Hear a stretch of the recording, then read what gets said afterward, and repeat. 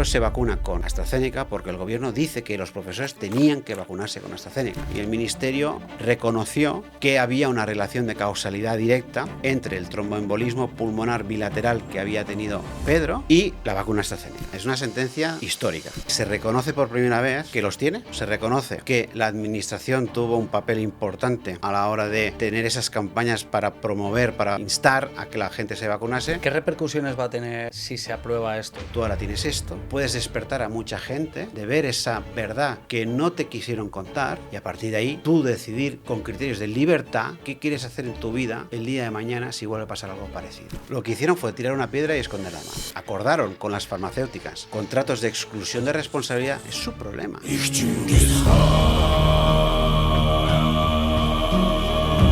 Un juez reconoce como accidente laboral los trombos que la vacuna del COVID causó a un profesor. Estamos sin duda ante un titular y ante una semana completamente decisiva para esta temática, para las personas afectadas por o la vacunación o el virus del COVID. Y tengo frente a mí a Francesc, la persona que ha llevado este movimiento y que además estoy súper agradecido porque esta semana tendrá que estar ardiéndote el correo, el teléfono, bueno, en general. Muchísimas gracias por venir a la hoguera, Francesc. Gracias, Víctor, por invitarme y para mí un placer estar aquí, la verdad. Oye, no sé si eres consciente de lo que has conseguido, digamos, la resolución que ha presentado el juicio del juzgado de Barcelona sobre esta temática es algo que marca un antes y un después en el ámbito sanitario y además en concreto 5 años después de la pandemia COVID, ¿no? Exactamente, mira, es una sentencia histórica, ¿vale? Ese es el titular que hay que darle a esto porque es histórica, es una sentencia icónica porque se reconoce por primera vez que una persona con efectos adversos de la vacuna de AstraZeneca en este tema, pues se reconoce que los tiene, en primer lugar. Uh-huh. Segundo, se reconoce que la administración tuvo un papel importante a la hora de tener esas campañas para promover, para, digamos, entre comillas, convencer, instar a que la gente se vacunase. Y, por supuesto, que se considere que todo ello es accidente laboral. No hay ni una sola sentencia en todo el país que se pronuncie de una manera tan, digamos, tan clara al respecto. Y eso, cuando decimos que es histórica y es icónica, es porque no solamente va a tener efectos a mi cliente, que en este caso es un profesor, sino que también abre la puerta a, yo diría que decenas de miles de personas que puedan seguir el mismo camino que Pedro, en el cual, como personal esencial, porque Pedro era profesor, Pedro era una profesión que era calificada por el Estado como profesiones esenciales, uh-huh, pueden también hacer el mismo camino. Estamos hablando de policías, de todos los cuerpos y fuerzas de seguridad del Estado, de militares, de personal docente, veterinarios, bomberos. O sea, el abanico es enorme. Uh-huh. Y yo, cuando hablabas de que eran 5 años, te voy a poner incluso otro dato, ¿no?, que se dio la casualidad. El juicio se hizo a los 4 años exactos en el que mi cliente entraba en la UCI, ¿vale? Fueron 4 años exactos. Se hizo un 17 de marzo, el juicio que hicimos, y más me lo dijo él, digo, ostras, Francesc, digo, hace 4 años exactos que tenemos el juicio. En 2024, ¿verdad? 2024. Ajá. O sea, no, 2025. 2025, la fecha del juicio, ¿vale? Vale, vale, ya te entiendo. Entonces, desde que él entró en la UCI, que fue en el 2021, pues fecha de juicio, 4 años. Claro, y en 3 días tuvimos la sentencia. Fue como algo brutal, fue algo mágico, además, como nos sucedió, cómo nos enteramos de la sentencia, porque nos había llamado un medio de comunicación para hacer una grabación ahí en Barcelona, y teníamos hora a las 4 de la tarde y a la 1 y pico me estaban notificando la sentencia, ¿no? Y claro, la primera fue un shock brutal porque era como, hostia, tengo la sentencia, tenía que abrir la notificación, habíamos de grabar a las 4 y sí, la sentencia estimatoria. ¿Nos podrías resumir los detalles del caso, cómo procede o cómo llega a ti, en este caso, este profesor, te explica todo lo que le ha sucedido y cómo lo planteas tú para llegar a esta resolución tan increíble? Bueno, Pedro nos conoció porque nosotros, todo el tema de la pandemia, hemos tenido una visión un poco, yo diría que bastante, más que poco, muy crítica con el tema de la vacunación. Muy crítica, ¿por qué? Porque básicamente, más allá de lo que el gobierno nos dice e instó a la sociedad, yo he sido crítico porque estamos dando un medicamento. Entonces es un medicamento que puede generar efectos adversos como cualquier otro tipo de medicamento. Entonces yo fui muy crítico con esa vacuna. Pedro nos conoció a través de contactos, redes, etcétera. Se nos puso en contacto para poder explicarnos los efectos que había tenido a consecuencia de AstraZeneca y que quería reclamar por ello. Entonces nosotros iniciamos un procedimiento contra el Ministerio de Sanidad para poder reclamar por efectos adversos por ello. Entonces, en el procedimiento que hicimos inicialmente, hicimos una reclamación al Ministerio y el Ministerio, a través de la Agencia Española del Medicamento, reconoció que había una relación de causalidad directa entre el tromboembolismo pulmonar bilateral que había tenido Pedro, una enfermedad gravísima que casi lo mata, y la vacuna AstraZeneca. Entonces, ese reconocimiento, desde luego, es un gran avance, porque, vaya, tú miras por televisión si había esa posibilidad de que fuera así, y no existe. Es decir, no había nadie que te dijera que hubiera ese reconocimiento como tal. Nosotros lo conseguimos a través de ese procedimiento que está en marcha, sigue en marcha. Ese procedimiento acabará. Pero paralelamente, Pedro nos explicaba de que, claro, es que yo no estoy de acuerdo que mi baja laboral sea por enfermedad común. Porque parece como si no se tenga en cuenta que el Estado pidió el llamamiento a la sociedad para que se pudiera vacunar, inocular y, según las palabras del propio Ministerio de Sanidad, era salvar a la sociedad de la pandemia. Pedro acudió a esa llamada. Actuar en un acto de salvamiento. Actuar en un acto de salvamiento, ahora luego te digo. En actuar en función del principio de solidaridad. Es decir, el gobierno solicitó que la gente fuera solidaria en pro del beneficio de la colectividad por encima de la individualidad. Y ese llamamiento que se hizo por tierra, mar y aire en todos los canales de televisión de lunes a domingo, 365 días, en cualquier momento había alguien que te lo estaba pidiendo, se trasladó en el plan estratégico de vacunación. Es un documento escrito donde se establece como principio a tener en cuenta el principio de solidaridad. Por tanto, ese llamamiento fue real. Claro, cuando Pedro nos comenta esto, nos dice, yo no estoy de acuerdo en que mi baja laboral sea considerada así. Y efectivamente, coincidía con lo que nosotros pensamos. Es que no debe considerarse como enfermedad común porque a ti tú te has vacunado con una vacuna en concreto en función de tu trabajo. Por tanto, hay una connotación laboral. Pedro se vacuna con AstraZeneca porque el gobierno dice que los profesores tenían que vacunarse con AstraZeneca. Y hay un orden de prelación, un orden de priorización, mejor dicho, que en función de tu trabajo te inoculabas con una vacuna en concreto. Hasta aquí ningún problema. Pero desde luego hay una connotación laboral.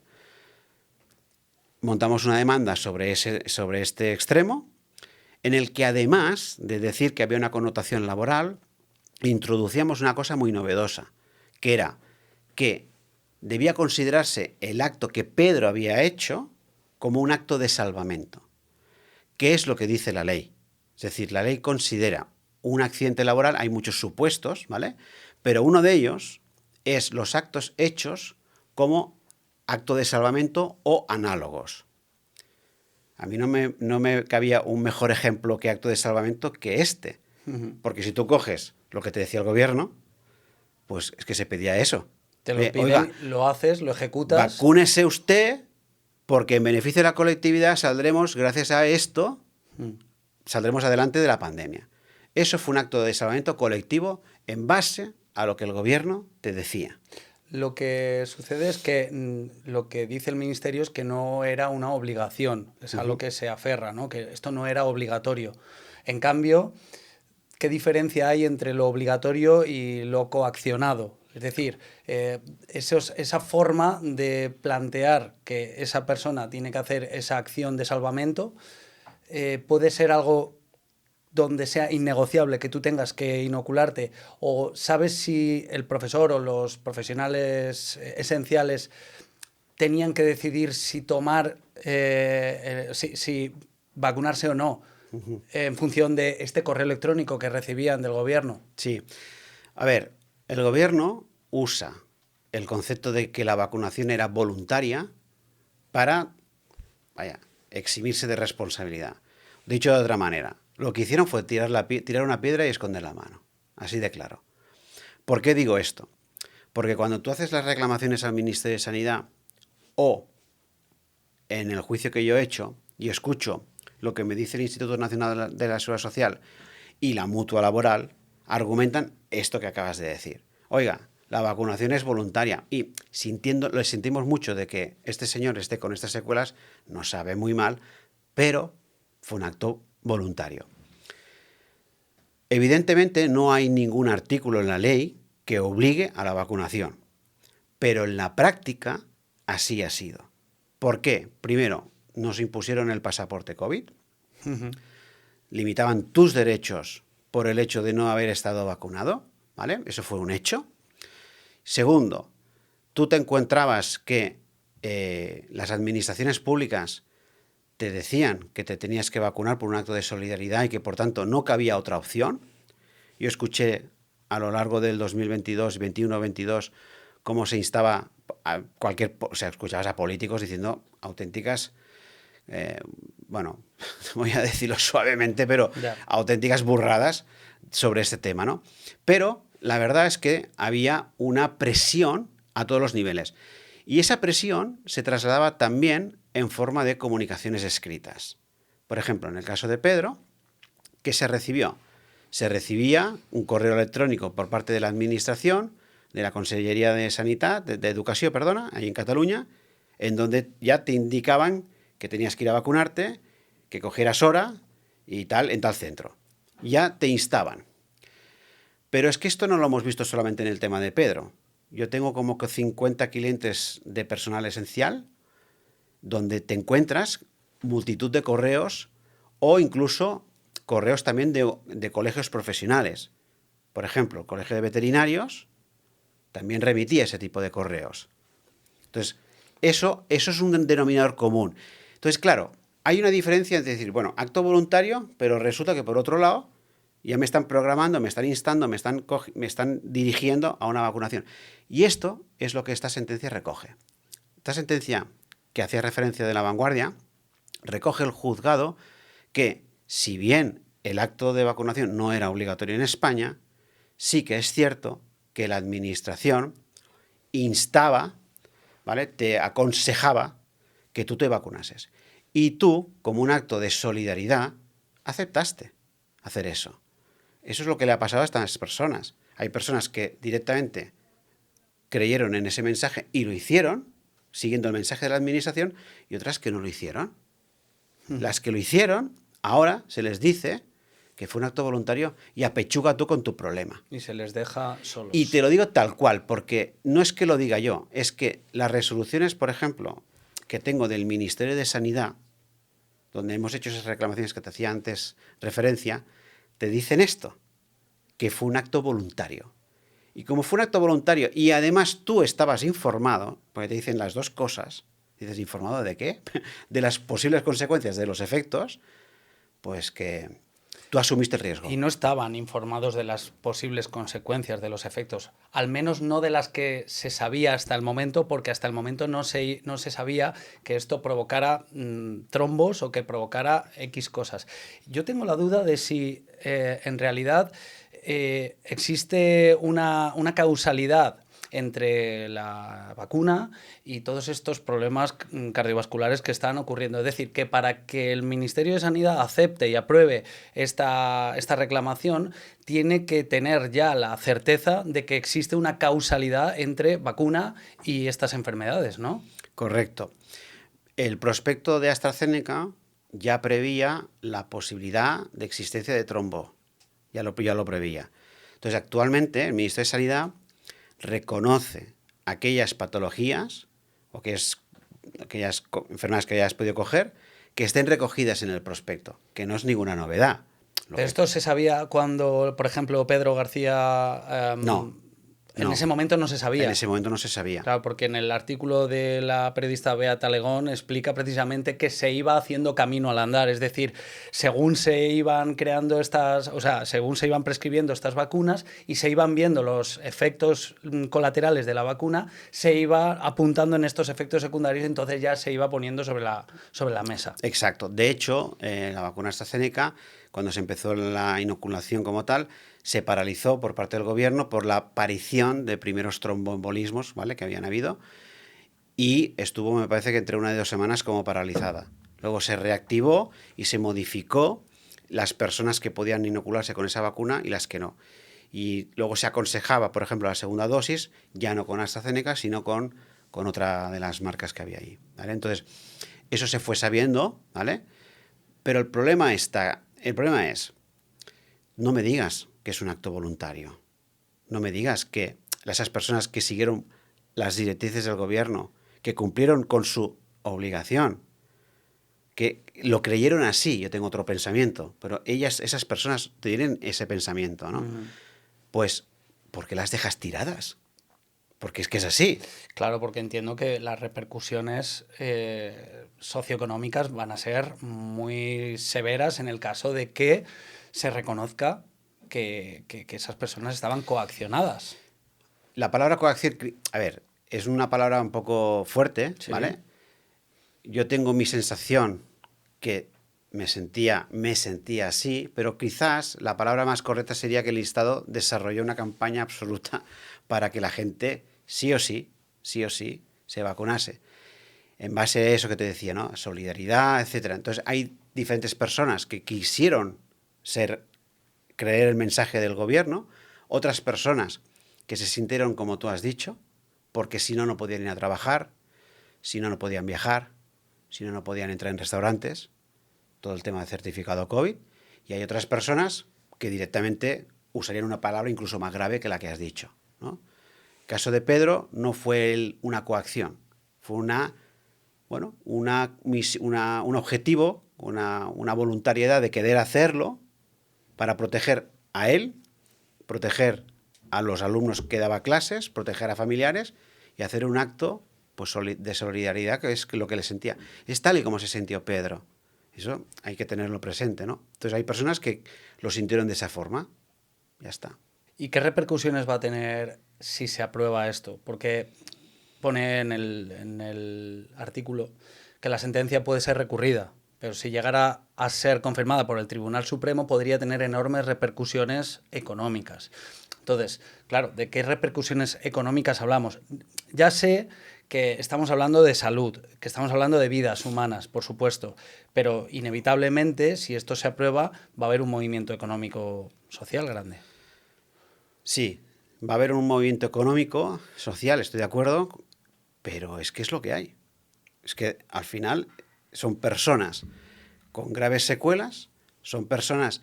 Cuando hablo de graves secuelas, te hablo de personas que... Hay algunas que no están aquí ya, otras que van en silla de ruedas, otras que les ha cambiado su vida, que llevan más de 2 años y pico de baja, que están en procesos de incapacidad. O sea, hay un cambio radical. Entonces, si tiene repercusiones económicas, pues claro que lo va a tener. Uh-huh. Pero es que el Estado debe hacerse cargo de ello. En España hay 2 deportes nacionales, ¿vale? Uno es el fútbol y el segundo es dejar a las personas tiradas. Y así de claro te lo digo. Porque al final, hostia, ¿cómo puedes decir que fue un acto voluntario y que apáñate con tu vida? Esas personas a mí me han llegado a escribir y me han llegado a decir que siguen en este mundo porque les estamos defendiendo. ¿Tú sabes la presión que es eso? Tal cual, ¿eh? Uh-huh. Entonces dices, hostia, claro, hay un componente, no solamente está el componente físico que estás hecho polvo, hay un componente emocional de decirte, hostia, estoy con 20 y pico de años, con 30, con 40, con 50, y mi vida es esto. Entonces hay gente que no quiere seguir aquí. Pero porque la política, según lo veo yo, está por encima de la repercusión económica. Claro. Es decir, si el Estado tuviera que acarrear con los costes de reconocer que ha habido una negligencia y no hubiera una repercusión política, es decir, no hubiera que cortar cabezas, entiendo que no pasaría nada. Oye, apechugamos con la responsabilidad de la problemática. ¿Cómo lo ves? Yo no lo veo, porque es el deporte nacional. Entonces yo veo... Pero por esto según lo veo yo, es por esto, que es, oye, dinero, vale, ok, dinero. No, pero, somos un pero número. si pongo pasta, si acarreo con los costes del problema, estoy reconociendo mi responsabilidad ante esta negligencia. Claro, pero siempre es esta la película, ¿no? Para el Estado, nosotros somos un número. ¿Vale? O sea, me da igual la gente lo que diga. Yo lo tengo así, lo tengo visto porque llevo 24 años llevando temas de responsabilidad sanitaria, temas de todo tipo y temas de incapacidad. Y veo cómo se nos trata como un número. O sea, yo hay expedientes de gente hecha polvo que les dejan tirados. Que no hay un reconocimiento, por ejemplo, de una incapacidad y tienen un cuadro clínico que alucinas. ¿Y cómo puedes ir a trabajar con esas condiciones? Entonces, al final, tú tienes que entender que eres un número. Y eres un número que no tiene que gastar. Y si gasta, eres un problema para el Estado. Es así. No solo no tiene que gastar, sino que tiene que consumir. Bueno, consumir, eso por un lado, pagar, porque hemos de pagar muchos impuestos, y además que no gastes. ¿Y que no gastes a qué me refiero? A prestaciones o a indemnizaciones. El Estado tenía que haber previsto que, por ejemplo, pueden haber reclamaciones por vacunación, porque la vacunación es un medicamento, no nos engañemos. Y todo medicamento siempre, y seguirá siendo así, tiene efectos adversos. Entonces, si ellos, por ejemplo, acordaron con las farmacéuticas contratos de exclusión de responsabilidad, es su problema. Ahí está. Pero no es el tuyo. Ahí está el melón. Aquí está. Entonces, fíjate. O sea, la exclusión de responsabilidad era para la farmacéutica. Exactamente. Acordada con el gobierno. Por Sí. lo tanto, ahora, ¿a quién se le adjudica la responsabilidad? Porque si la farmacéutica no la tiene y el gobierno no la quiere... Fíjate, son acuerdos entre ellos dos. Si tú eres afectado de vacunación, ¿a ti qué más te da el acuerdo ese? Realmente. Claro. Tú puedas reclamar o al Estado en base a que tú cumpliste en base al principio de solidaridad de eso, y ahora te hablo de un precedente de este tema, o ir directamente contra la farmacéutica. Son vías distintas, que llevan al mismo camino. Lo que pasa es que algún camino es más complicado que otro. Cuando hablamos del principio de solidaridad, la gente puede decir, hostia, claro, lo hemos de pagar todos. Ya hay precedentes de esto. En el 2012 o 13, ya hubo un caso de un hombre de 40 y pocos años que tuvo efectos adversos por la vacuna de la gripe. ¿Vale? Esa persona acabó con un 80 y pico % de discapacidad. Quedó reventado. ¿Qué pasa? Hizo una reclamación al Estado diciendo, oiga, ustedes tienen que ser responsables en base al principio de solidaridad porque yo me he vacunado de la gripe por las campañas de vacunación que el Estado promueve. Perdió el primer juicio, lo recurrió, perdió en segunda instancia, llegó al Tribunal Supremo y el Tribunal Supremo le dio la razón, en base al principio de solidaridad. Claro, este precedente encaja perfectamente con toda la campaña de la COVID.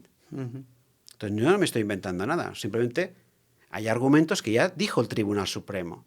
Entonces el Estado es garante también de la salud de la gente y de si te reclaman. Tiene que ser responsable. La gente dice, bueno, es que lo hemos de pagar todos porque a mí me llegan mensajes en esa línea. No estoy de acuerdo. ¿Cuántos temas hay que lo pagamos todos y no decimos nada? Todo el tema de la banca, que el Estado salvó a la banca de la bancarrota porque si no, por un beneficio, no sé qué hostias. Entonces, estamos hablando de personas. Claro que tiene que ser responsable. Y si firmaron lo que firmaron, es su problema, pero no el tuyo. Sí, lo que pasa es que si los costes que tienen que cubrir esta negligencia o toda esta problemática de salud ascienden a la cuantía que sea, el gobierno somos nosotros, son nuestros impuestos. Es decir, que somos nosotros los que lo estamos pagando. Y no está mal, que para eso estamos, que para eso están los impuestos, ¿no? Pero que al final nosotros no fuimos responsables de esta negligencia. nosotros sí estamos siendo los afectados. Yo no, en mi caso, porque a mí no me ha pasado nada como efecto secundario, pero en este caso tu cliente, Pedro García, fue el afectado y él con sus impuestos va a pagar su Bueno, propio sí, recurso. ¿Me explico? los impuestos se destinan a pagar cosas de las administraciones, entre las cuales estará esto. Pero también tus impuestos y los míos sirven para pagar otro tipo de patologías asociadas a un montón de toxicidades. Tabaco, alcohol, que se sabe que son problemáticas y son adictivas, drogas, y también lo estoy pagando yo. Sí, sí. Entonces, Pero no las aseguradoras. claro, pero fíjate, Las aseguradoras hacen así. pero es que Se las lavan las aseguradoras han hecho así desde el minuto cero. Mira, no hay ni un solo documento en España que haya una prescripción de la vacunación de la COVID por parte de un médico. No hay ni una. ¿Y por qué?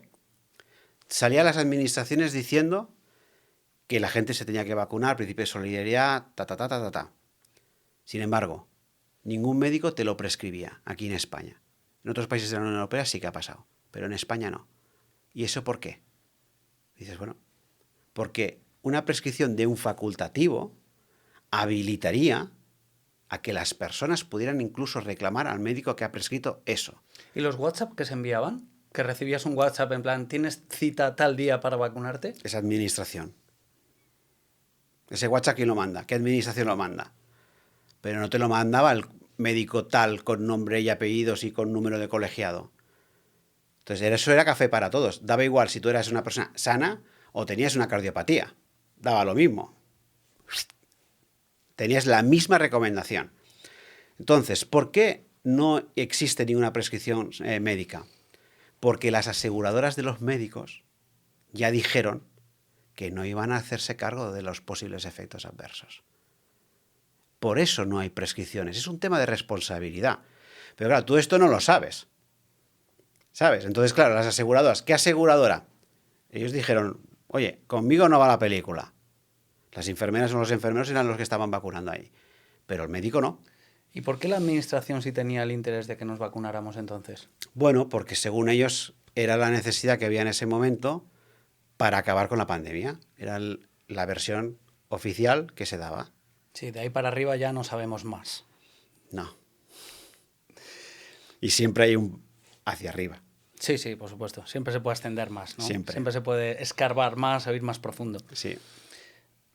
La cuestión es que el reconocer esta sentencia en una primera visión nos hace abrir el melón un poco y ver que muchas personas, muchos profesionales esenciales se pueden acoger a este movimiento y pedir reclamaciones económicas, etcétera, pero si esto se aprueba y se sigue avanzando ahí, se sigue escarbando, no solo estas personas, sino que las personas que no son profesionales esenciales, en muchos casos y en muchos contextos también se vieron en esta situación de una presión profesional, social, donde muchas personas se vacunaron y muchas personas tuvieron problemas. Mira, te voy a leer, te voy a leer. Yo soy muy dado a comentar mensajes de las redes sociales, los seguidores, ¿no? Sí. Te voy a leer 3 mensajes que me han puesto 3 seguidores.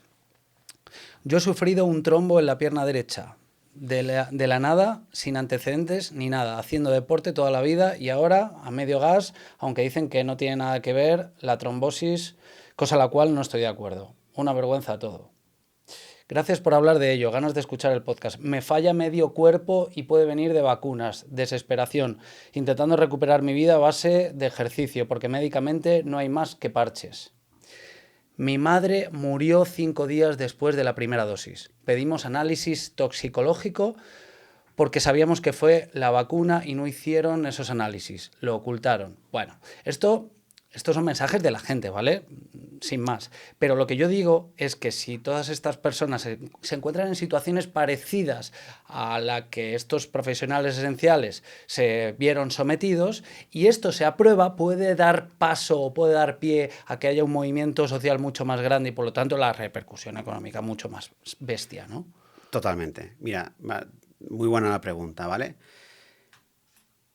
El mismo argumento que tenemos en la sentencia es extrapolable a las personas que no estaban calificadas como personal esencial.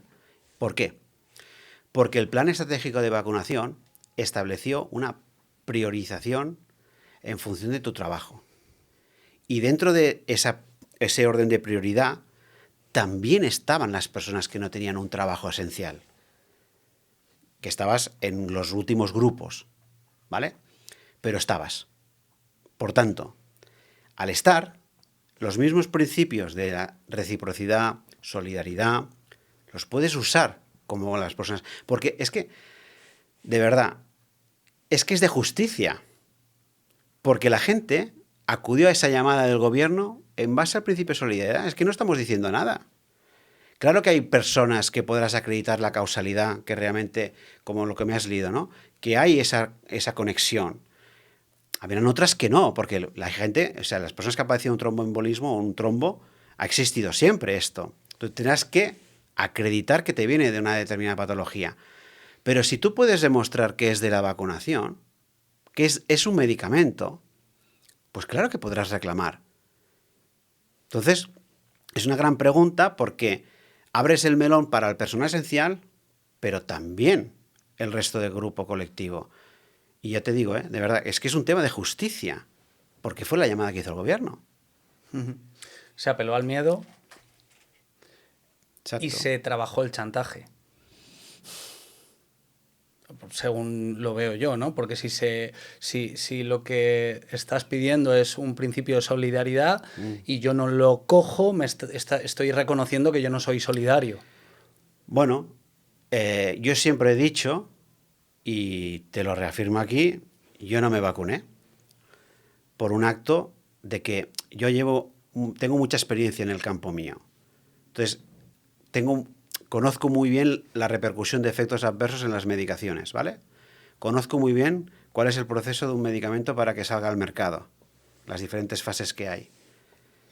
Y cuando salió la vacuna, yo dije que ni hablar, nos íbamos a poner eso, porque no se podía garantizar precisamente la seguridad. Entonces, entiendo que en las políticas de salud pública se hagan de una determinada manera, porque están pensadas para que se beneficie la colectividad entre la individualidad. Esto, cualquier manual de salud pública te lo va a decir. Lo puedo entender, pero al final, bajo el paraguas del beneficio-riesgo de la salud pública, hay la ocultación de información. Entonces, eso es a donde yo voy. Yo intuía clarísimamente que lo que estamos hablando hoy iba a pasar. No tenía ninguna duda. Por eso, ni yo ni mi familia nos vacunamos en esta vacuna. Entonces, cada uno que piense lo que quiera. Yo lo hice por una cuestión de conocimiento. Porque tú no podías salir en la televisión a que descartar a ciencia cierta que la vacuna era completamente segura. No podías decir eso. ¿Y por qué? Porque la vacuna salió en fase 2. Y la fase 2 no sabes los efectos, no se han podido estudiar todavía los efectos adversos que se estudian en fase 3. Entonces, es una cuestión de definición legal, punto. Entonces, tú podías seguir esa llamada del gobierno para, bueno, pues en base a la solidaridad que te estaban pidiendo. Fantástico. Pero yo ese discurso lo tenía clarísimo que no. ¿Y qué medidas legales pueden tomar las personas que ya sean profesionales esenciales, que en su momento entraron por el aro o no, e incluso las personas que son profesionales no esenciales y se encuentran en situaciones como los testimonios que te acabo de leer? ¿Qué podrían hacer ahora para avanzar en ese tema? Lo más relevante e importante es que los informes médicos que se tengan, que ya se tengan, porque estamos hablando del año, estamos en 2025, entonces o se tienen ya o no se tienen, puede haber una conexión con la vacuna. Y los hay, porque yo tengo un montón de informes médicos de hospitales que te conectan o al menos ponen que posible efecto postvacunal, ¿vale? Ese diagnóstico existe. Luego, otra forma de acreditar esto es en base a el tema de la teoría probabilística. ¿A qué me refiero? Tú cuando pides un tema de negligencia médica, como afectado, el tema que sea, ¿eh? No tienes la obligación de probar al 100% que el daño que tengo es por ese acto médico en concreto. Ajá. ¿Vale? Lo que te dice la jurisprudencia es, oiga, usted tiene que acreditar, al menos con una alta probabilidad, de ahí el nombre, teoría probabilística, que lo que le ha pasado es a consecuencia de esto. Entonces, una forma de acreditarlo es, yo que me vacuné, ¿qué día me vacuné? En marzo del 21. Ok, ¿cómo estabas en febrero del 21? O enero del 21. Acredita cómo estabas en tu condición de salud. ¿Cómo se puede hacer esto? Pues mira, con los historiales médicos. Tu centro de salud le pides un informe a la doctora de cabecera y te hacen un informe de las patologías que tenías. Antes de. Antes de. Entonces, si yo después de empiezo a desarrollar un cuadro sintomatológico que hay una relación próxima a la vacuna, por ejemplo, pues perfecto. No todo lo que está en el prospecto, es decir, es los efectos adversos. ¿Por qué? Porque ese prospecto está evolucionando, ¿vale? Entonces, en los propios prospectos además se dice que se están estudiando los posibles efectos que se desarrollen en el futuro, también te lo dice, porque tampoco lo saben. Es que es normal porque estaba en fase 2. Entonces, todo lo que a mí me pueda surgir a los 2 años o 3 años, ¿podría tener una conexión? Pues claro. Lo único que tendrás es esa dificultad de prueba para que algún médico te introduzca la posibilidad de que es a consecuencia de. ¿Vale? Y en el caso de tener que demostrar cómo estabas de salud previamente a esa situación, si, por ejemplo, una persona que está teóricamente bien de salud hace mucho tiempo, yo, por ejemplo, hace que no voy al médico un montón de tiempo, ¿no? Entonces, si ahora empiezo a tener, después de vacunarme, ciertos problemas, o un trombo o lo que sea, ¿cómo demuestro yo que previamente estaba bien de salud? Si no había estado en el médico. O sea, si yo voy al médico es porque no estoy bien de salud. Claro, hay el sentido inverso, ¿no?, que tú acabas de decir. Eso me lo han dicho a mí en casos que he hecho yo visitas y me dicen este criterio que me acabas de decir, ¿no? Jodido está la cosa, ¿vale? O sea, tenías que tener algún problemilla, ¿no? O, por ejemplo, si trabajas en empresas, ¿vale? Pues tienes los informes estos anuales de prevención, etcétera, que se hacen, ¿no? Oye, mira, sí, que tengas alguna analítica o algo, ¿no? Tengas algo. Al final, en un juzgado, no nos engañemos, tienes que probar las cosas, ¿vale? Entonces, tendrás que acreditar eso. Cada caso de persona que esté afectada necesitas ver su tema. No todo el mundo va a poder reclamar. De hecho, hemos descartado mucha gente que no hemos podido acreditarlo. Pero al final tienes un proceso judicial en marcha. Entonces, si lo puedes acreditar bien o si lo podemos acreditar, damos pautas para poder acreditarlo. ¿Qué casos son los que lo tienen jodido para poder demostrarlo? Bueno, por ejemplo, estos que estás hablando ahora mismo, si aparece la sintomatología a los 3 años, y ahí hay una dificultad importante. Porque el criterio de temporalidad es muy elevado. Entonces ahí tendrás que mirar el historial clínico, pero de inicio es un tema ya complicado. ¿Y os han llegado casos de fallecidos? Sí. ¿Y en ese caso se ha podido hacer algo? Sí, también hemos reclamado por esto. Lo único que estamos en la misma línea. El Ministerio de Sanidad niega la relación de causalidad. El caso de Pedro es excepcional. ¿Por qué? Porque Pedro le reconocen un tromboembolismo que está en el prospecto. Pero lo que no está, no se reconoce por parte del Ministerio. Y lo que aparece que tiene Pedro, es que lo tengo aquí, quedó ingresado por tromboembolismo pulmonar bilateral de alta carga, hemorragia alveolar, trombosis portoesplénica y plaquetopenia. Estuvo muy grave y de baja laboral continuada hasta el 14 de julio del año siguiente. Sí. De todo esto, lo único que se reconoce es el tromboembolismo pulmonar. Sí, y las consecuencias del tromboembolismo, ¿vale? Claro. Eso se le reconoce. Y además Pedro, al igual que mucha gente, empezó a desarrollar la sintomatología al cabo de nada, ¿vale? Muchas de las personas al cabo de 15 días, un mes, 2 meses, 3 meses. Entonces son criterios de temporalidad a tener en cuenta, ¿vale? Claro, pero no nos engañemos tampoco. Es decir, el no cumplir ese criterio de temporalidad es una dificultad que tú tienes que probar, ¿vale? Entonces habrá que buscar esa conexión. También es verdad que, por ejemplo, hay patologías que no están estudiadas, que se están conociendo posibles efectos, ¿vale? Y tú tienes que conseguir que a nivel médico, ¿vale? A nivel del hospital público que estás haciendo esas pruebas y demás, pues induzca esa causalidad de una posible vinculación con un fármaco. Porque al final no nos hemos inventado nada. Porque parece que hablar de vacuna parece que sea un tema tabú, y ha sido un tema tabú. Pero es un fármaco. Y todos los fármacos tienen efectos adversos. Todos, absolutamente todos. Y en este caso, esta denuncia está directamente asociada a la marca AstraZeneca. En este caso sí. Claro. Entonces, ¿qué sucede? Pero que vaya. Esta fue la vacuna que le pusieron a los profesionales esenciales. Los que, si este recurso sigue adelante, podrán incluso aferrarse a él para pedir responsabilidad. Sí. En cambio, el resto de población que pueda tener afecciones cardíacas y que se hayan vacunado con las otras marcas, a lo mejor no pueden acogerse a esto. No. Podrán acogerse igualmente, ¿vale? Aquí lo importante es que de las 4 que se pusieron, tú demuestres que en cualquiera de las 4 tuviste efectos adversos asociados a ellas.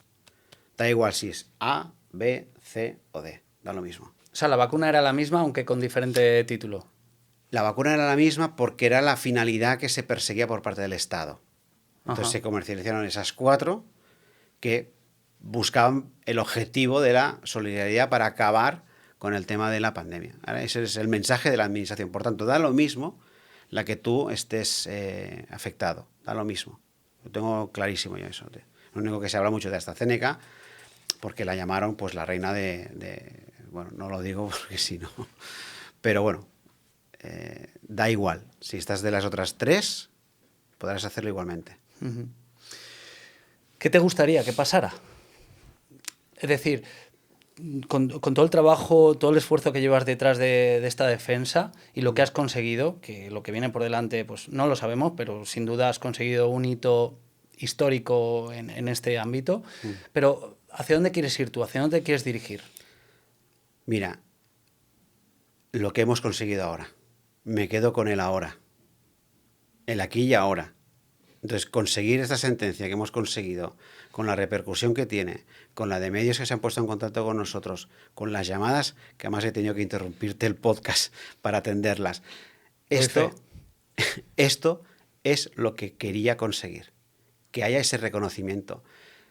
Si ganamos finalmente o no el proceso judicial, porque es largo, porque hay una segunda instancia judicial y llegaremos al Tribunal Supremo, sin ninguna duda, eso, si se produce, genial. Pero ya hemos ganado. El hecho de que todos habléis, que todo salga, genera un movimiento tanto jurídico como social. Y esto llega a mucha gente, ¿vale? Entonces, el hecho de llegar a mucha gente, y por eso accedí a hacer este podcast, ese es el mensaje. Esto es como las ondas, ¿no? Tú tiras una piedra al mar, genera una onda. Y la onda genera un movimiento. Pero para que haya ese movimiento, primero has tenido que tirar la piedra. Para mí la piedra es esta sentencia y todo lo que hemos generado, ¿no? Entonces yo me quedo con el aquí y ahora. Ya hemos conseguido esto. Sabes que eres un héroe para mucha gente, ¿no? Bueno, no, creo que son palabras mayores, pero no, bueno, me considero como una herramienta que ha conseguido una sentencia histórica, eso sí, pero un héroe no. Ahora el siguiente problema que nos encontramos es el de la censura, porque si tú has tirado la piedra y queremos que esa onda se expanda, tenemos que dejar que esa onda se expanda, pero hay frenos, la censura. Y ya sabemos que en aquel momento fue súper baneado cualquier persona, cualquier divulgador o influencer que hablara sobre este tema en contra de las recomendaciones del gobierno. Esto fue evidente, pero a día de hoy sigue estando. De hecho, no estoy yo seguro de que este podcast vaya a salir a la luz. No lo sé. Tú eres consciente de que esa censura existe y que también hay intereses de que no se hable del todo de este tema, ¿no? En su momento, el tema de la censura fue muy bestia, porque evidentemente no se dejaba hablar, pero ni esto, ¿vale? Cualquier tipo de referencia o insinuación eras directamente capao. Yo lo sufrí directamente ese tema y además me consta, por lo que te diré ahora, que era la política que se seguía, tanto de medios de comunicación como también de redes sociales. Ahora la historia es distinta, ¿vale? Ahora, por ejemplo, la noticia que antes estábamos haciendo referencia, se han hecho eco medios de comunicación que antaño no publicaban nada sobre esto. Entonces hay una apertura por parte de los medios de comunicación y en ese sentido yo estoy muy agradecido que se haya sido valiente para abrir ese melón de poder hablar. Ya no te hablo de si tengo yo razón o no, sino de poder hablar en libertad y decir, oye, esta vacuna en concreto ha generado esos efectos adversos. Entonces, los medios de comunicación que han publicado la noticia, pues yo les agradezco que hayan abierto ese melón. Pero la censura sigue a día de hoy, ¿vale? Hay todavía, a través de redes sociales, ¿vale? Existe. Y también existen determinadas plataformas. Por ejemplo, Instagram es una plataforma que tradicionalmente y Facebook no se podía hablar absolutamente nada. Y cuando digo nada es nada. TikTok... En España. En España. Bueno, en España y en Estados Unidos. En aquel momento en Estados Unidos también. También. No se podía hablar. ¿Y por qué? Pues básicamente porque las farmacéuticas pagaron para eso. Ese fue un motivo. Entonces tú veías no veías, se te aplicaba una censura, te decían que eso que era falso o que era contrario a las políticas de Facebook. En TikTok también pasaba, pero ahora hay un cambio en el que tú, al menos yo lo he experimentado en mi perfil propio de Instagram, en donde yo ahora no tengo un problema para hablar del tema del que estábamos hablando anteriormente, pero porque lo hablo de una manera profesional, pero es que antes no podía ni hacer eso. Ni siquiera hacer eso. Ya. Y uno se preguntaba, bueno, ¿y por qué pasaba, no? Como te decía, había la política interna, pero es que yo esa política la he visto escrita. O sea, escrita, yo la he visto en un formato. Un reglamento, en este caso de Facebook, ¿no? Las normas que aplicaba ese Facebook para censurar todo lo que era relativo a la vacuna como tal, ¿vale? Yo eso lo he visto y tal cual. O sea, tú no podías hablar de nada porque directamente se censuraba o directamente se hablaba de que que las vacunas eran todo beneficiosas. O sea, ese era el mensaje que tenían. Y tenían un informe de cómo se tenía que hacer todo ese tema. Entonces yo esto lo he visto. Pero ese informe nunca ha sido público. No. Esto no es algo que no se ha podido ver, no lo ha podido ver nadie, nada más que los trabajadores directos de los moderadores en este caso, ¿no? Sí, correcto. Lo único que a raíz de todo el tema que llevo de la moderación de contenido contra la empresa, digamos que la información que he tenido en mis manos es muy potente a todos los niveles, ¿vale? Entonces tengo información, que me he enterado de cosas gracias a que he estado y estoy en primera línea de este tema, ¿no? De la moderación de contenido. Y te digo que era tal cual. O sea, yo al principio tenía motivos de censura, se me censuraba directamente porque me llegaba el mensaje, se me quitaba, se me borraban, me ponía que había infringido no sé cuántos strikes porque estaba, etcétera. Y ahora con el tiempo, pues he visto esa política como tal, ¿no? Y digo, ahora lo entiendo todo. ¿Sabrías nombrar o podrías nombrar alguno de los términos de esta...? Ahora mismo no. No podrías decirlos, ¿no? No. Por un tema de salvaguardar lo que estamos haciendo, no puedo. Pero te aseguro que lo tengo. En esa línea, ya para cerrar el círculo, ¿conoces el término post-verdad? Que se refiere a que se da un acontecimiento, tiene una repercusión, por ejemplo, pues yo qué sé, Pepito ha violado a una mujer, se sentencia que efectivamente Pepito ha violado y después de 10 años se demuestra que no fue él el que lo violó. Lo que sucede es que después de esos años la repercusión mediática que tiene el propio hecho de haber desvelado que él no fue el culpable ya no tiene la fuerza como para limpiar su imagen o todo lo que se ha asociado a esa persona, ¿no? De hecho, ni siquiera ya se habla del tema, ¿no? Entonces, en el caso del COVID y de la vacuna y de esta problemática, puede estar llegando a suceder algo parecido, una posverdad que en aquel momento hubo esta incitación a vacunarnos, hubo esta problemática de salud, todo lo que se ve que está sucediendo, el daño está hecho, se hizo. En aquel momento se tachó pues bueno, de gente poco solidaria a aquellos que no se vacunaban, se generó esa presión social y ahora se empieza a destapar lo que ha pasado, lo que ha sucedido, que es lo que tú has conseguido con este hecho judicial. Sin embargo, no se va a terminar, no va a terminar de cuajar o llegar ese mensaje a nivel social, no se va a reconocer o no va a generar el impacto tan grande que generó aquel movimiento en aquel momento. Uh-huh. Aquí las redes sociales tienen un papel importante a nivel de libertad de expresión. El concepto de posverdad también lo puedes interpretar de la siguiente manera. Una mentira contada muchas veces se convierte en verdad. Es lo mismo. Uh-huh. Es lo mismo. Entonces, ¿el efecto que ahora puede provocar será proporcionalmente igual a lo que ocurrió hace 4 o 5 años? No. Mi opinión es que no. Lo importante es que da igual si tiene o no repercusión, para mí. Lo importante es que la verdad salga, de alguna forma. Tú no puedes controlar que el efecto sea igual al que tuvimos hace 5 años. Eso no lo puedes controlar. Entonces no me voy a preocupar de nada que no pueda controlar en mi vida. Pero sí puedo controlar el efecto de ahora. Por eso yo, en mi vida personal y profesional, me preocupo solamente del aquí y ahora. ¿Vale? Y eso es lo importante. Tú ahora tienes esto y puedes despertar a mucha gente de ver esa verdad que no te quisieron contar y a partir de ahí tú decidir con criterios de libertad qué quieres hacer en tu vida el día de mañana si vuelve a pasar algo parecido. Porque al menos tendrás la información, pero tu responsabilidad es tuya. Es tuya. Ahí tienes las herramientas. Yo ya soy libre porque pienso de una determinada manera. Yo ya tengo una sentencia que me corrobora lo que hace años que hemos dicho. No me voy a preocupar si tiene un efecto extensivo a lo bestia. Claro, ¿o no? Porque hay muchas personas que sí querrán que paguen el pato y querrán represalias y querrán, oye, me la habéis liado, me habéis metido por aquí, mi salud se ha ido a la mierda por vuestra culpa, vais a pagarlo y esto tiene que hacerse eco y tenéis que pagar por ello, ¿no?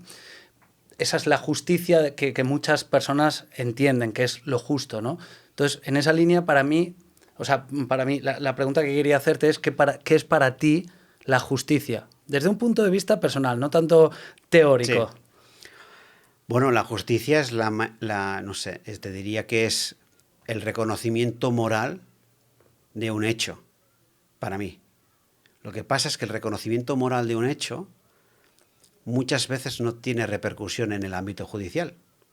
Por eso digo muchas veces que la justicia a veces en un juzgado no la busques. Búscala en otro ámbito, pero en el juzgado no. ¿Por qué? Porque se tienen en cuenta otros elementos. Que seas buen abogado, que seas malo, que puedas acreditar lo que no lo seas. Hay muchos factores que no tienen nada que ver con la justicia que te estoy hablando. Entonces hay una justicia moral o una justicia ética, que esa es para mí la verdadera justicia. Y si esa justicia tiene que ir asociada a mis principios. Entonces es una justicia plena. Porque te das cuenta de que los principios que tú tenías que te hicieron actuar de una manera en concreto fue justo. A eso me refiero con el concepto mío de justicia. Uh-huh. No es la justicia del juzgado, esa es añadida. Es una justicia material. Claro, el problema ahí que yo encuentro es que la gente busca justicia en una entidad externa y no en su propio valor o en sus propios principios de justicia.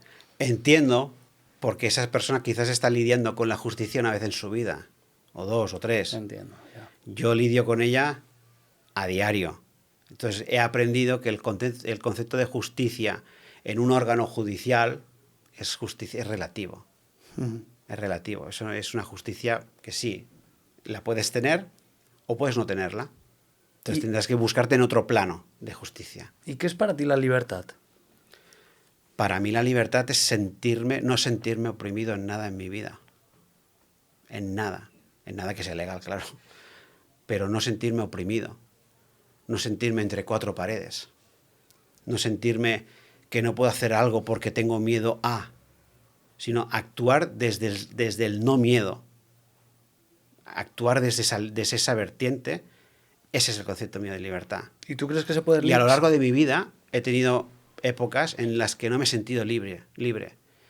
Y he tenido muchas cosas materiales, ¿vale? Que jamás me han dado el concepto de libertad. Yo, para mí, sentirme libre es sentirme libre de pensamiento, libre de actuar, libre de hacer lo que me plazca dentro de lo que es la legalidad, está claro. Pero ese es el sentido más amplio. Y si yo no me siento libre en algo en mi vida a nivel profesional, que no me sintiera libre, me iría a tirar piedras al mar. No me dedicaría a la abogacía. Me dedicaría a otra cosa. Y en cuanto a la salud o los aspectos sanitarios, ¿crees que somos libres? Al menos aquí en España. Matízame un poco mejor la pregunta. En la línea de lo que estabas diciendo, que tú no te sientas coaccionado a la hora de tomar decisiones en la libertad de forma general, si ahora me lo llevo al ámbito sanitario, y teniendo en cuenta aquí que cómo descanso, cómo gestiono el estrés o qué estresores hay en mi vida, el entorno en el que me estoy exponiendo. Es decir, mi forma de gestionar todas las cosas que pasan en mi vida desde que me levanto hasta que me acuesto van a hacer que yo tenga más salud o menos salud, pero es que todos esos agentes que hay a mi alrededor no dependen directamente de mí.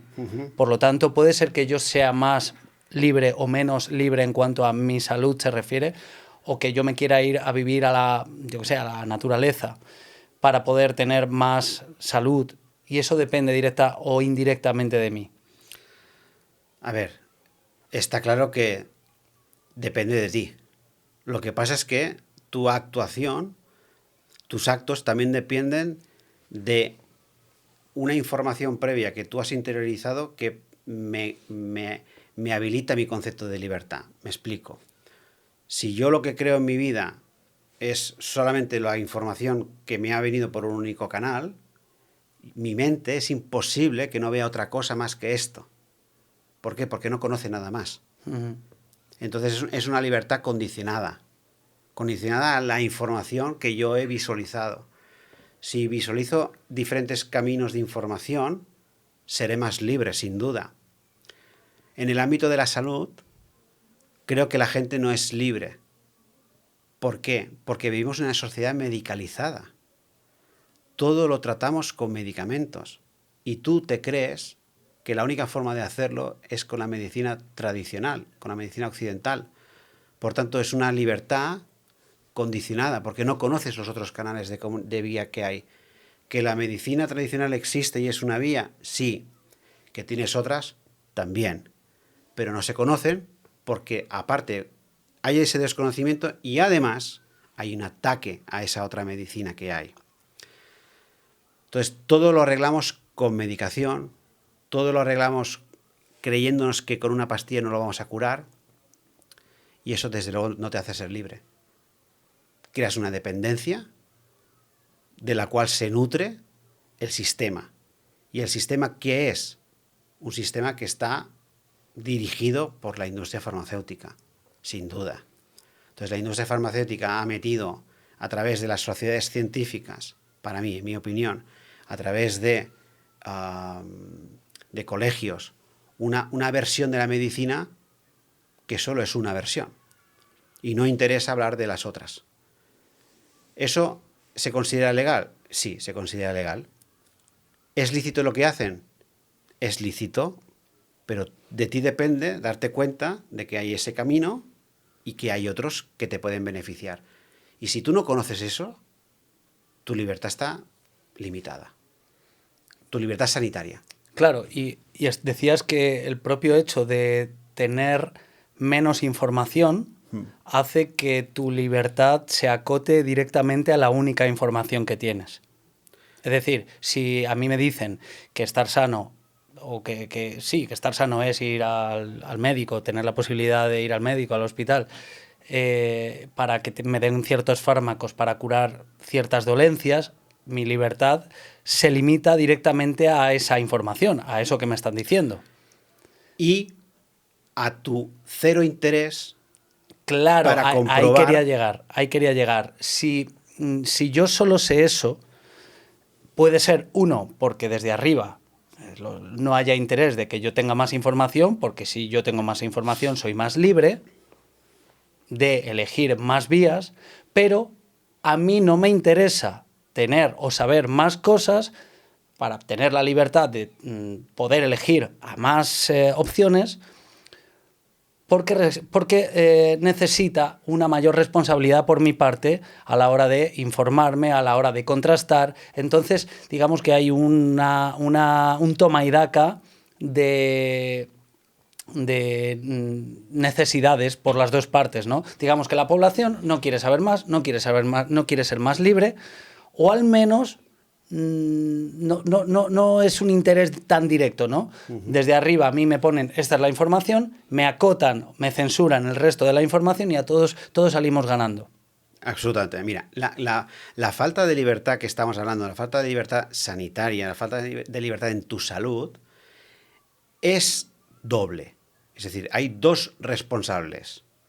Por un lado está el que emite esa información, que únicamente es unidireccional, que va hacia ti, y ya está, te la doy, mira, esta es la medicina que te va a curar, solamente hay esta medicina, hay estos fármacos. Todo lo demás no vale. Todo lo demás no vale. Es peligroso. Exactamente. Ajá. Entonces, esa es una parte de la responsabilidad, y luego hay otro componente importante de responsabilidad, que eres tú. Entonces, tú eres la persona también corresponsable de esa falta de libertad. ¿Por qué? Porque no te has preocupado para comprobar si aquello que te dicen es correcto o no es correcto, o para cuestionarte si es correcto o no es correcto. Entonces, no estoy de acuerdo en decir, no, es que resulta que, claro, no es, por ejemplo, el tema de las vacunas que estábamos diciendo. No, es que, claro, la administración nos ha mentido, no nos ha dicho tal. Sí, hay un componente importante de eso, dentro de lo que te decía, de la política de salud pública, ¿de acuerdo? Pero también tenemos que hacer autocrítica de si te has cuestionado que ese era el único mensaje que había o no, si era correcto lo que hacía. Porque yo estoy a favor de la responsabilidad de la administración, como no puede ser de otra manera, pero tú tienes que hacer también autocrítica de ser autorresponsable de que tú no has mirado otra alternativa a eso que te estaban diciendo. ¿Vale? Entonces, es como, mira, la culpa siempre es de los demás, pero yo no tengo ninguna crítica, ¿no? La gente que yo hablo con efectos secundarios, esa gente, muchas de ellas me lo dicen. Ostras, me tenía que haber dado cuenta antes de lo que estabais diciendo vosotros, de la información que decías. Yo no me lo cuestioné. No me lo cuestioné. Entonces, la responsabilidad es, yo creo que es doble. Administración, medios, etcétera, y tuya, por no mirar a ver si había otra vía en otro lado, otro tipo de información. Y como todo esto en la vida, es muy fácil decir, no, es que mi libertad, claro, como solamente tengo esa información, sí, pero es que hoy tenemos tantos medios de prensa, de redes sociales especialmente, o mismo Telegram, que en la época de pandemia era el canal de redes que menos censura había, el que menos, porque había muchísima información en los canales de Telegram, pues tú tenías opciones para ver. Y tú, viendo, puedes decir, mira, esto que están diciendo esta gente, pues no me lo creo, o no estoy de acuerdo, o poderlo cuestionar. Pero tu responsabilidad también es esa. También es cribar y filtrar. Claro, y buscar. Y decidir. Y buscar. Claro. Yo cuando, por ejemplo, yo qué sé, voy a hacer un presupuesto para que me quiera hacer una casa. ¿Es que estás buscando precios? ¿Es que buscas? ¿Es que tal? Dices, me manda un presupuesto no sé cuánto y me lo cuestiono porque, hostia, esto, y buscas, ¿no? Cuando es en el plano económico, bien que buscamos. Pero cuando es en el ámbito informativo... Que nos lo hagan otros. Que lo dice la tele. Ya. O peor aún, es que lo dice el médico. Y el médico me dijo porque me tenía que dar más pastillas y ya está. Yo tengo gente con efectos adversos a la medicación contraindicada que no se cuestionó lo que el médico le decía. Y los médicos son personas y se equivocan. Claro. Pero vaya, igual que cualquier Sí, otra el sesgo de profesión. autoridad ahí. Pero, claro, pero como eres una autoridad, parece que como no tengan derecho a equivocarse. Es que lo dijo el médico, es que lo dijo tal, que lo Claro. hizo Pascual. Sin duda no nos lo cuestionamos. tenemos toda la responsabilidad de cuestionar cada cosa que nos encontramos en el día a día, pero no desde un punto de vista conspiranoico, sino más bien de la curiosidad que tiene un niño, ¿no? Y de ser libre. Exacto. Y de ser libre tú, de decir, hostia, no ser una marioneta, no ser una oveja. De decir, mira, es que me dicen esto y yo pum, pum, pum, voy ahí y me lo creo. No. Tu concepto de libertad, que es el mío, al menos te estoy dando el mío, es eso. Pero es que la libertad es incómoda. Bueno. Es incómoda, es energéticamente muy costosa, porque es de lo que estamos hablando.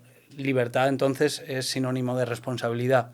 Y responsabilidad es sinónimo de esfuerzo energético y de esfuerzo a todos los niveles, Sí, ¿no? sí. Entonces, es más fácil no asumir responsabilidad y asumir también que mi libertad depende de tus acciones. Es un problema también del ego. El ego no admite que yo me he equivocado, ¿sabes? Entonces, hacer esa autocrítica y decir, hostia, es que es verdad, me he equivocado, pero ojo, ¿por qué me he equivocado? Porque el mensaje que me llegó, pues no era, faltaba un montón de información y yo no la contrasté. Entonces es una... Te hablo en el plano ético, ¿de acuerdo? El concepto de responsabilidad. Es doble. Es doble. Es doble. Totalmente. Yo no creo que... No, es que la culpa siempre es de los otros. No, a ver, desde el punto de vista ético, no es verdad. Tú también tienes responsabilidad en eso. Para cuestionarte aquel mensaje que te están diciendo. Hostia, lo he hecho en mi vida. Y cuando solamente cogí una versión digo, es que me he equivocado. No le estoy echando la mierda al otro. Diré, hostia, que es verdad, me he equivocado porque le he hecho caso. ¿Me he mirado yo por qué era así? Para acabar, si tuvieras que mandar un mensaje que fuera una conclusión o un aprendizaje que estás sacando de todo este evento, ¿no? De todos estos años con el tema del COVID, de la defensa que estás llevando a cabo, de la problemática de las personas, de lo que están sufriendo, ¿no? ¿Qué mensaje sería un mensaje de ayuda, un mensaje de esperanza o de lo que tú quieras, una conclusión que has sacado de todo esto? Mira, la conclusión que yo saco es que por muy difícil que sean las cosas, a nivel jurídico, tú puedes reclamar, ¿vale? Pero lo más importante, me quedo con el mensaje que estábamos hablando ahora, concepto del cuestionamiento. Tú en la vida debes cuestionarte las cosas, siempre, de la materia que sea. Yo porque ahora trabajo de abogado y estamos hablando de eso. Da lo mismo, de la materia que te dé la gana. Cuestionártelo para obtener tu mejor decisión. Porque esto es el denominador común que me encuentro en el despacho. La gente se arrepiente. Dice, ojalá no hubiera tomado esta decisión en mi vida, que me ha cambiado la vida, que me ha dejado hecho polvo, que se me ha muerto un hijo, se me ha muerto mi hija. O sea, yo veo auténticos dramas, ¿vale? O un tema de parto, me pasó hace relativamente poco. Sabía que pasaba algo mientras mi mujer estaba pariendo y, hostia, no entré allí a reventarlo todo porque ¿qué estaba pasando? Nos escribimos al médico, nos escribimos esto, lo otro. Es decir, el accionar cuando el sentido común te dice, tío, esto no va bien. La intuición, ¿no? La intuición, tío, no va bien, hazle caso, porque no te vas a equivocar. Y si te equivocas, pues más vale que te arrepientas de que te has equivocado que no te has equivocado por no hacer nada. Ya. Entonces, créete a la intuición y cuestiónate las cosas siempre. Ese es el mensaje que yo me llevo de todo lo que hago. Me parece súper inspirador y resuena muchísimo con mi filosofía de vida y espero que esta charla llegue a mucha gente. Francesc, te deseo muchísimo éxito y también, por supuesto, darte la enhorabuena en mayúsculas por todo lo que estás haciendo, por ser el altavoz de todas las personas que están sufriendo y veremos a ver también hacia dónde va todo esto. Muchas gracias por venir a Podcast La Hoguera. Gracias, Víctor.